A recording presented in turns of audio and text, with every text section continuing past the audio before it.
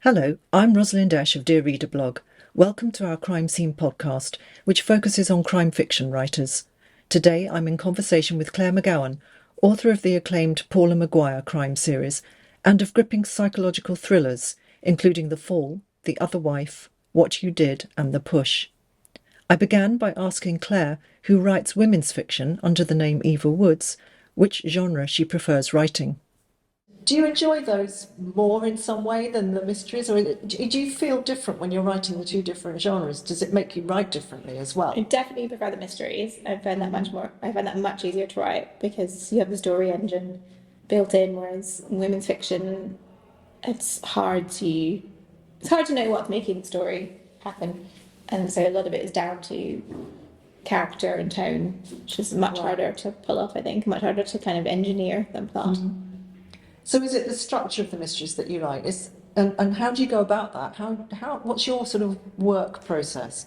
I just like the urgency of this. Something is happening, so we need to deal with it quickly. So that just gives you your entire story architecture. It makes it easier to write. I never really do any planning, or certainly not much planning. I think my publishers are asking me for a bit more in advance now, like maybe 2 pages. But even that, I'm like, what? I don't know what happens. What? But I've learned that is fine. That's my process. So I just start writing, and just eventually I just find things out as I go along. And I may, as I go along, as I build up a body of writing, I will do some planning on the side. And like, That's but interesting. a lot of it is a surprise to me, which So you're surprised by it. You don't Often, know yeah. where it's going until you're doing No, it. sometimes I know. Sometimes I do know what's been going on, but sometimes I don't. So Okay, so you don't always know the resolution either. no. Like, what Are You Awake? I didn't have a clue where that was going. I actually sat down and brainstormed what big twists could I possibly have around the theme of insomnia. And I was like, oh, okay, maybe they'll arrest him. Maybe he did it. I really enjoyed that one. I really liked the two characters, sort of amateur Sort of sleuthing. weird buddy comedy. Yeah. I thought that worked really well. It's quite a cheerful book in the end, in a It was strange really way. hard to write. I really struggled. I think because I was writing it in 2021 and I was just really burnt out and had nothing to write about. So And was that partly to do with COVID and what was going on? yeah, so the year before I wrote plenty, 2020, but then after a year of doing nothing, I had nothing to write about. So I find it quite difficult. Do you read a lot of other people's detective stories, mysteries, thrillers Yeah. all the time? Yeah, there's quite a strong community in crime fiction, so usually read each other's books and always try to like figure out, is that a better twist than I could have come up with? Well, I was going to ask you about that because the crime writing community is always sort of presented as being quite friendly and supportive and cosy. I wanted to ask you if that is the case, because surely people can't help feeling slight rivalries or being competitive, can they? Oh, definitely. Yeah, I think it is massively supportive and kind and friendly. But yeah, there's probably sort of friendly rivalry. And if I read something that's really good, I'll think, oh, well, that's going to spur me on and inspire me. But yeah, there are definitely people who I like personally who I don't necessarily enjoy their books. But that doesn't matter. So Is that difficult though? If you're supporting each other, reading each other's work, if you're friendly with someone but you don't like their work, that must be quite awkward. don't tell, I'd say. And then sometimes with people you might like some of their books but not like others. It's rare that I would love every single book of someone's, I think. Like most of my close friends are writers now too, so it's just kind of part of the friendship. There's just a certain amount of rivalry and support built in. And do you read each other's work in manuscript before it gets published? And Um, do you give each other ideas or? Sometimes, actually, not so much. Nobody's really read any of my stuff in progress for quite a while, which may just be because I get it out quite quickly. But yeah, I often read people's things. Are you quite a quick writer on the whole? And do you plough through things quite? Yeah, I'd like to get things out. I'm very impatient, so I typically will write 2 and a bit books a year, maybe, which is quite a lot. Yeah, it's quite a lot. Yes. Yeah. I'm interested that you don't sort of plot and plan it beforehand. Is that a bit alarming? Do you feel a bit? No, I actually love it. I love the freedom of like no idea what's going. What's going to happen? And I find if I plan too much, I lose that enjoyment of it. Okay. I just like the kind of Yeah, I like following the thread and seeing where it goes. And what do you prefer in terms of point of view and narration and first person and all of those options? What do you think is better for that genre? So every book that I write, the biggest thing I'm asking myself when I start is, what's the narrative? What's the structure? Who are we hearing from? How many different points of view are we getting? What's the timeline? Is it first person? Is it third? Yeah. That usually just comes naturally. I don't think about it too much. I'll just start writing and it'll be third or first. Yeah. Don't know why. So, Because I suppose sometimes one's more sort of urgent and yeah. pacey than the other, isn't it? In some ways. Yeah, there'll definitely be some reason for it, and I don't quite know what it is. It'll just come to me. But then I do think quite a lot about structure and who the different narrators are going to be. Because I don't like to have too many, but you usually need to have more than one for suspense. And you do sort of choreograph a lot of people in some, like The Push, for example. It's quite a cast in that book, isn't there? And that was a nightmare of planning as well. I was going to say, surely that was really quite complex to do. Yes, it was, yeah. Did you not have sort of post-its and... Yeah, I had to write down the entire timeline of like, this person came into the room and then that person left. Did you? Really detailed? It was very like moment by moment. Yes. Who was where when this... And you could... Somebody fell off the balcony. Yeah. It would be easy to slip up, wouldn't it, if you can't sort of keep tabs on it. I'm really bad at timelines. It's one of my worst skills. So when I get my copy edits, there's usually pretty much no spelling mistakes or grammar mistakes. In fact, sometimes they correct things that are in fact not wrong. But there's tons of timeline issues. And I was really bad at like keeping track of where people are, like if they've sat down or if they've left the room or that kind of thing. Do you ever get muddled with what they look like, or did they have blue eyes, or did they? Yeah, well, I've just copy edited in my new one, and then all the way through, I've got someone wearing glasses and not wearing glasses. So that was annoying. If they get it wrong when they're proofreading, do you tell them? Do you point that out? Yeah. So yeah, in fact, that is correct the way I had it. So. Well, that's quite interesting that you really had to nail that one down. But in other books, you'll find just. Oh, no, same with what you did. Like that was also that's a similar thing. Yeah. A group of people witnessing an event. Yes. So that also had to be quite intricately plotted. When you went to Settlement Island, same thing. There's only two. Well, it was 2 points of view, and then there's a detective as well. So I guess 3. So I didn't want to hear from everyone in the group because that's like 9 people. So I thought that was too many. But you like groups. Yeah, I'm interested in group tensions. Tensions. Yeah. And the middle class thing, and that's amusing too. Do you sort of like to show up their foibles in some way? Yeah, and their kind of greed and selfishness, I suppose. And I really enjoy reading books where it's like very luxurious settings, but terrible things going on. And quite often they come up again. They get their comeuppance in a way, don't they? I mean, in The Fall, that's quite clear that that lifestyle breaks down, doesn't it? Yeah. Because of what happens, and then at the end, they've chosen a simpler life, and they're less sort of entitled. Yeah. And also after the encounter with people from a completely different walk of life who are poor and don't have all those privileges. So that was interesting too. Yeah, and I think even though London is so diverse, people get very stratified as well, and actually end up not spending any time with anyone who's different. So that's why things like an antenatal group are really interesting, because everyone's kind of equal and thrown together. Yes, and it's kind of real in-person life as well, isn't it? Whereas I suppose people are always arguing these days that social media means people live in their little silos because they only interact with people who agree with them. Yeah. But if you go to a group like that in a hall somewhere, you're going to come up against considerable difference, aren't you? Mm-hmm. And Kelly's the character in that who's really on the outside, isn't she? And quite a tragic figure, really. I think we all feel judged in their way. Yeah. They all have their kind of secrets and things they're not proud of, and yes, they do. Worries about being a bad mother. Yes, yeah. Parenting is a big deal in a lot of the books, isn't it? That I Know You is with the au pair. That's an interesting one too. Yeah, I suppose that doesn't really fit. Well, maybe it fits a bit with the rich people doing bad things with the family, but I've been thinking about that for years as well. That idea.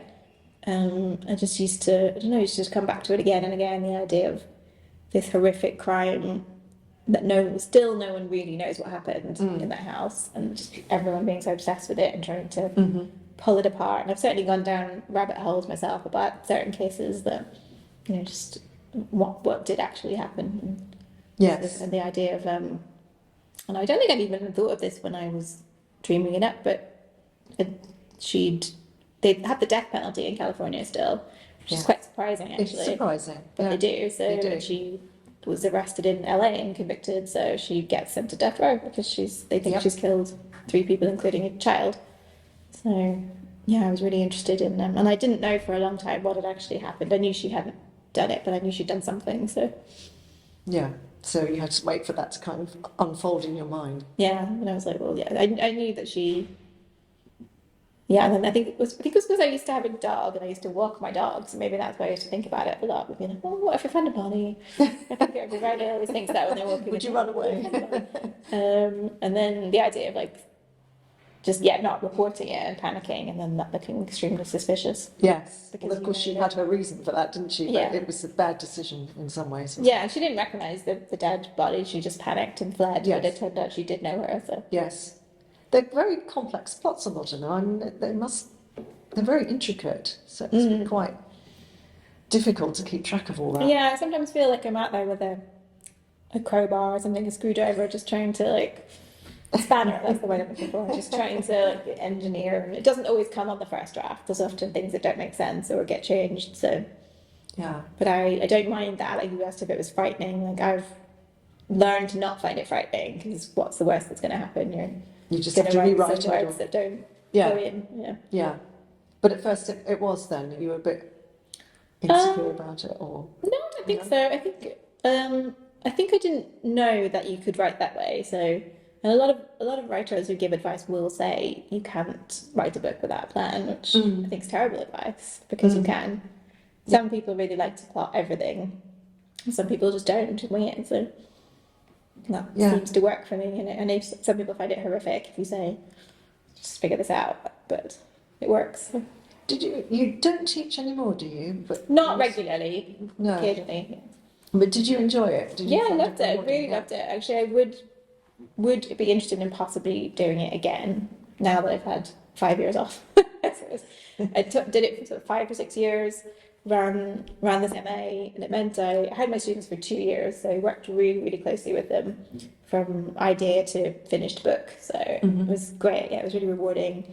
And so many of them are published now themselves as well. So it was great to kind of read. It was great to see the book and remember them sitting in my office going, I can't do this. I mean, yes, you can. And then it's like, here's the book. So I find that very rewarding. Yeah. Yes, very satisfying to see that they've made it. And well, often, in fact, they're more successful than me, so mixed feelings.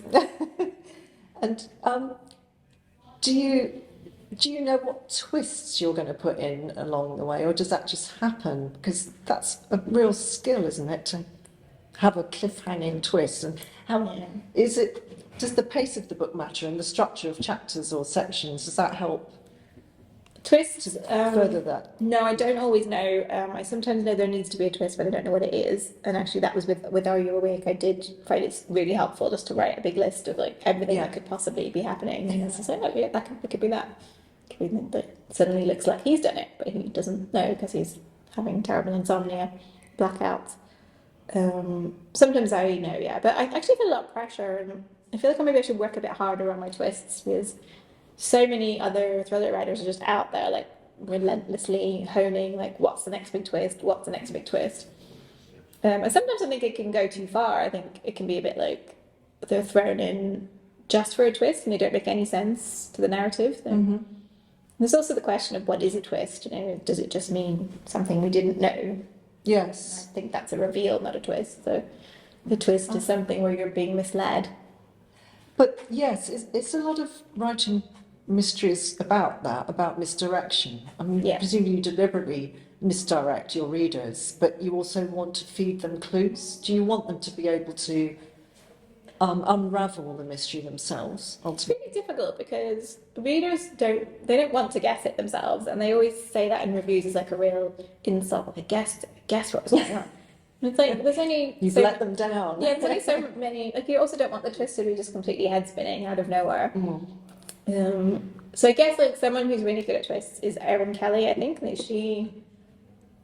there's 2 of her books that have amazing twists, and they work because she just sort of got you to look over here at something else, and then all the clues were there, but you just didn't think of it somehow.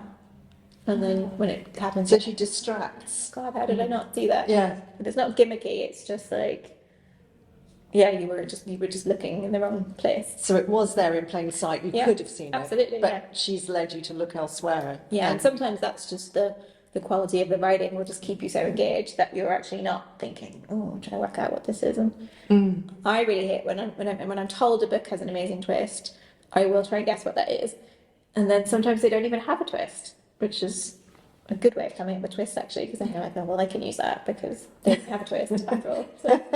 So a twist and a reveal are different things. Yeah, I think so. So a twist is like a misdirection of some kind, or something like what you thought was two different people is the same person, or vice versa, or one of the narratives is in a different timeline than the others. So I did that in one of my books, where you think it's two different people at the same time, it's actually the same person at different times. So things like that. Yeah, I'm always trying to think, what is the next? What is it going to be? Yes, you don't want it to be artificial, do you? And too contrived, because readers might feel irritated by that. Yeah. But it's true, I don't ever want to work it out. Some people do though, don't they? They want to solve the mystery, but I don't. Yeah. I'd rather not know. I want the author to. Sometimes if I think I've guessed really early on, I'll skip ahead, and then I'm always really disappointed if I guessed it by like page 3. So. Yeah, that's a difficult thing, isn't it? That would be awkward. So I think you just have to have a good enough writing and as you say, a fast pace that. Yeah. People hopefully don't think to look at the end. They're just like, oh, this is good. I suppose short chapters keep the pace ticking on, don't they? But yours vary, don't they? I mean, some of them have quite long sections, some of them are shorter and sort of clipping along. And that's when you need multiple narrators usually. Yes. So I think in I Know You've only got 2, but they're. Yes. And the fact of her being the same person, that I don't even really consider that a twist, because I feel like it's really obvious that even though they have different names. Yeah. So I didn't really try and bother making that a huge twist. No, it's just after a couple of chapters, she's like, yeah, I used to be. And in The Other Wife, there are characters with different names who are the same person, like Nora. And, So yes, that's something the reader will grasp and realise quite readily, and you want them to. That isn't the point of the mystery, is it? And what I do like doing is putting in a last chapter where you find out something you didn't know, a little bit of information, usually from the point of view of someone we've not heard from. That just is a little extra twist or spin of detail. So I quite like doing that when it's like you think you know everything, it's all been worked out, and then there's like a little. I liked that at the end of Let Me In when there's the epilogue with Margaret. Yeah, so I've taken to doing that quite a lot actually now. Maybe that's my thing.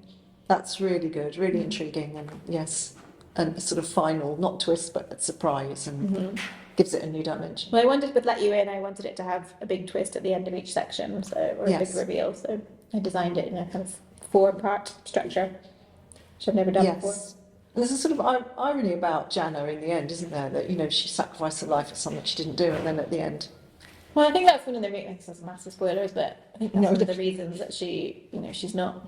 Maybe she didn't do everything she's been convicted of, but she's not exactly innocent. No. She's pretty ruthless when it comes down to it. She is ruthless, and she takes it upon herself to make a judgment and decide if someone should live or die, doesn't she? And that's been her family history with the Tresalic women. Her grandmother, after all.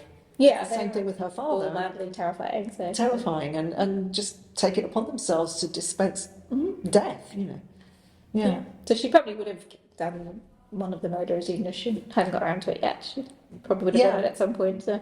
And I don't want to spoil things either, but it's just intriguing to me that her victim finally is the person that earlier on she was protecting. Yeah.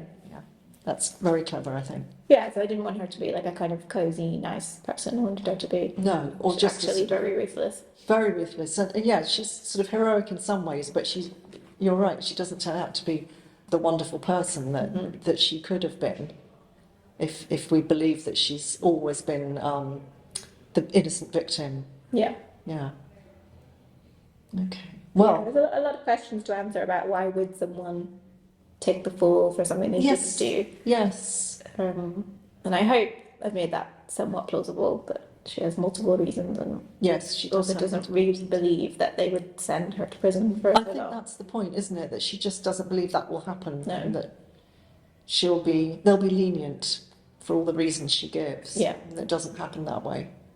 But yeah, that was quite tricky to figure out as well. Like who knew what, and like how did this? How can this be plausible that? Yeah, so the connection between Helen and George, that they've ended up marrying each other when their parents were connected. Yes. So I think the way around, what I try and do with things that are like massive coincidences is you just make them not a coincidence, like someone did it on purpose. If you're talking about crime fiction and then literary fiction, which I think you mentioned before, that you're writing or have written a literary book, what do you mean by that? How do you define that? I think there's like two sets of definitions. There's what readers would use, ordinary people would use, and then there's very specific publishing definitions that are quite confusing sometimes. I guess for literary it often means not genre, so it's not crime, it's not romance, it's not horror, not fantasy.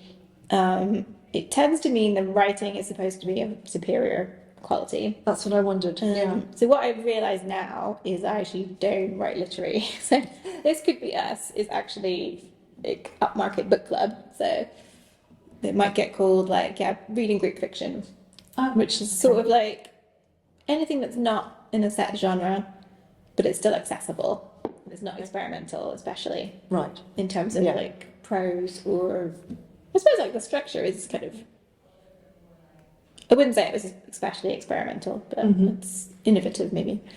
So I'm not really trying to break new ground on that. And I think I might have thought at times maybe I'll be a literary writer, but I just don't have the patience. And I like to have quite a strong plot. So even in This Could Be Us, which is not a genre, but there's quite a lot of mystery, and I've used the structure of mysteries, even though there's no crimes, but it's still the mystery of what happened, and why is it happening like this.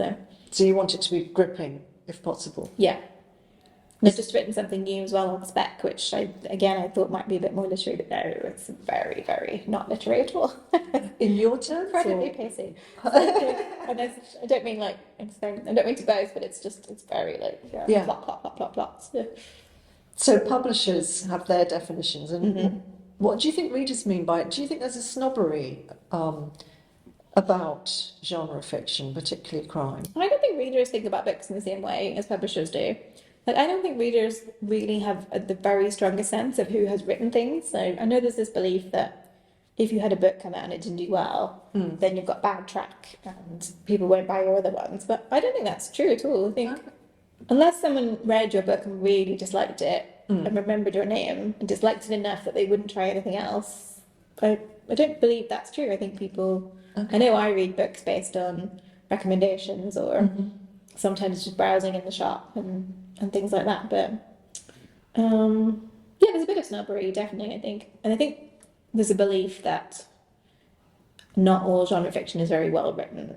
And I have to say that's probably true. So I don't think the same attention is paid to style as it might be in literary fiction. But then a lot of literary fiction has no plot. So I struggle to read that as well. So yes, the more sort of experimental things. I suppose it's sort of the high art, popular stuff, that dialogue, isn't it, that's been going on forever.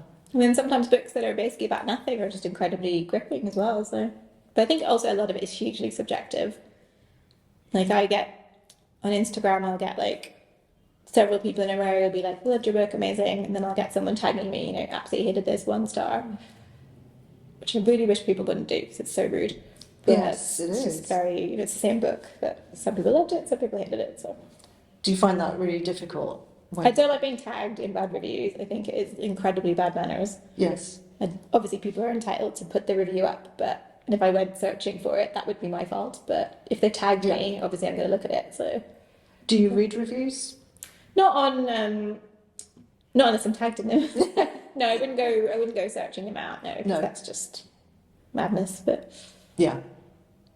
And I also want to ask you finally about ebooks, and I think quite a lot of your books are published that way now, aren't they? Yeah. So my main publisher is Amazon, so that means technically there are physical copies of the books, but most people would read them on Kindle, in digital form. So And that's a decision you made, presumably. it's just the Amazon model, and it's worked really well for me. They're really supportive, and they're kind of like they like to publish fairly rapidly, so that works for me too. I can deliver sort of, I think I'm doing one every 9 months at the minute for them, so it's good. It is a little bit sad not to see your books in bookshops, but that feels like a bit of an ego thing, really, because loads of books that are physically published are not in bookshops anyway, and the stock is limited. So I do always look out for my books if I'm ever in a bookshop or in a library somewhere. It must be lovely to see them on the shelves. I always look in book swaps, things like that, and I do occasionally find them, which is nice. But. Yeah.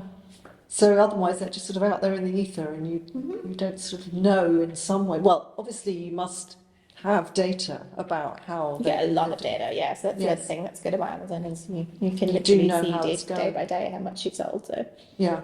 So it's very good. I get sent physical copies of every book, so I do have them myself. Yes. They do exist. It's just, I would say most people probably just read them in the digital form. And what about you? Do you buy physical books yourself? Yeah. Do you read the Kindle? I was for a while. I was a Kindle holdout, but I realised then that was ridiculous, because if you read as much as I do, and I also give up on a lot of books these days. I have a new policy of, if I'm not enjoying something, I just immediately abandon it. There's too many to go. And if you're on holiday for 2 weeks, in the past I would have had to bring like at least 14 books with me on holiday. So now it's great. I just still bring a mix, some print, some Kindle. It's also really good if you live with someone or share a bed with someone that likes to go to sleep before you. So Kindle's great for that, because it's not that, the light's not that strong. Yes. And also great for reading in the bath. A couple of weeks ago, I bought this book, walked into a bookshop in the middle of nowhere in Canada. Some reason was really drawn to this book. Never heard of it before. Bought it. It was amazing. It's called Milk Fed by Melissa Broder, I think. It's the author. Dropped it in the bath, ruined. Had to buy the Kindle version to finish the last few chapters. That doesn't happen with Kindles. Yeah. Do you listen to audiobooks? Because I do. But I really don't. One of my good friends is obsessed with podcasts, so she listens to like 10 podcasts a week, I would say. And I think I just can't process information that way. So very, very rarely listen to audiobooks. Only if I'm running or walking long distances. Exactly, that's what I was going to say. It's a very different experience. But if I'm because I've been reading lots of books, reading your books, I like having the physical book. But if I then have to go out, then I will listen to it on my phone while I'm walking. Oh, so you have it synced up? Or? Yes, I have it on Bluetooth with little earphones, and I was listening to The Fall on the train coming down.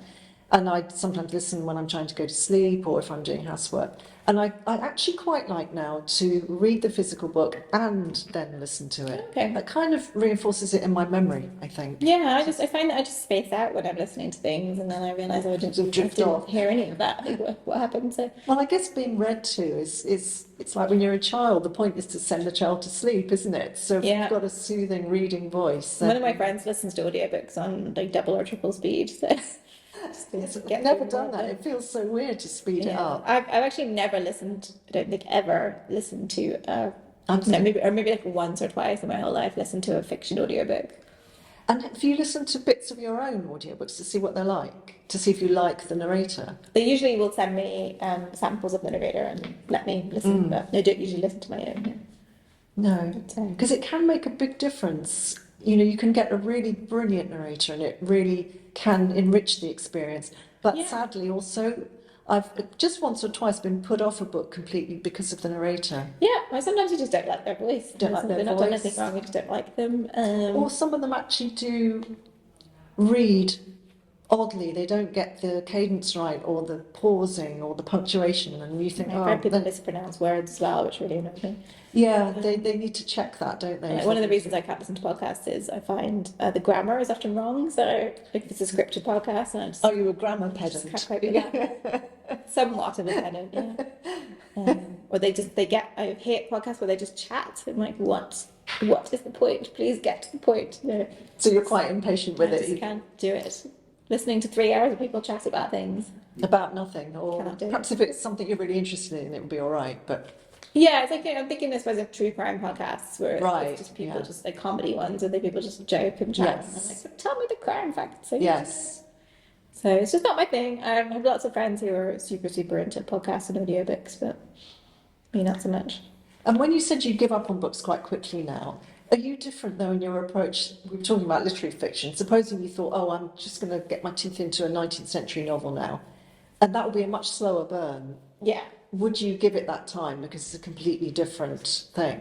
If I thought it was really worth reading. So I actually recently bought North and South, and I've read some other Elizabeth Gaskell and really enjoyed them. And this one I just couldn't really get on with, and I was sort of thinking I should probably slug my way into it, and then I was like, not going to actually. No. The only one of hers I've read is Wives and Daughters. That's and really I good. love that. And then Cranford is good as well. Yeah, I should read Cranford. I really do enjoy them, and I love reading Anthony Trollope. I've brought one with Couldn't me. get into those either, but I should probably give it another go. But The Barchester books. You Yeah. should go. Yeah, definitely. but I love Wilkie Collins so much. Yeah, It's the he's amazing. Moonstone and the Woman in White are just wonderful, aren't they? And they both have amazing twists, which are They do, very and multiple much what I narrators. was talking about, the thing of like you're just looking in the wrong place. So Yes, and the different chapters with different people Yeah. and wonderful characters like Count Fosco and people like that. yeah, he was brilliant. He deserves way more. I think better than Dickens in many cases. I do love it. Some Dickens is not very good. But some is very good. The Old Curiosity Shop, terrible. Bleak House is pretty good. Big House is really good. And Yeah. Great Expectations Yeah. is wonderful, isn't it? Yeah. Okay, well, thank you, Claire. It's been really interesting and Yeah. fun talking to you. Thank you for listening to part 2 of this interview with Claire McGowan. Look out for other interviews with crime writers in the Crime Scene series.